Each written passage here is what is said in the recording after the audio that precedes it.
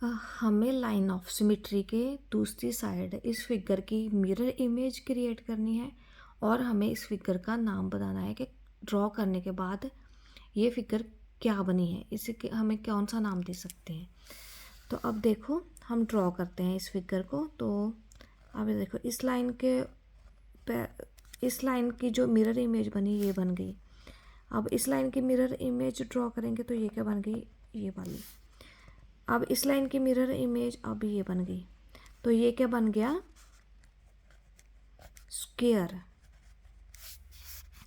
अगर हमारे पास ऐसे हो, ये रहा, अब हमें हमारी लाइन ऑफ सिमेट्री ये रही, तो हमें इस लाइन ऑफ सिमेट्री के दोनों साइड इसकी दूसरी साइड हमें ड्रॉ करनी है। तो अब ये लाइन ड्रॉ की हमने।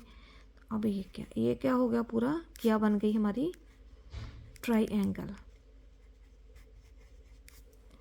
और अब देखो हमारे पास अगर ऐसे हो और ये हमारी लाइन ऑफ सिमेट्री है, तो इस फिगर को हम कंप्लीट करेंगे तो ये हमारी क्या बन जाएगी,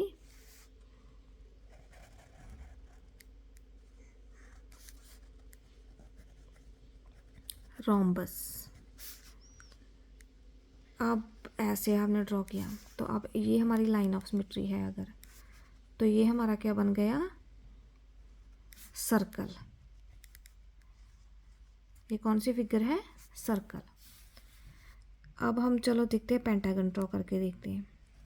ऐसे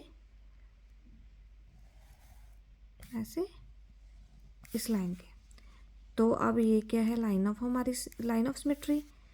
तो अब इस लाइन की मिरर इमेज क्या बनी, ये रही। इस लाइन की मिरर इमेज ये रही। इस लाइन की मिरर इमेज ये रही। कितनी साइड है, 1 2 3 4 5, तो 5 साइड वाली फिगर क्या होती है, पेंटागन।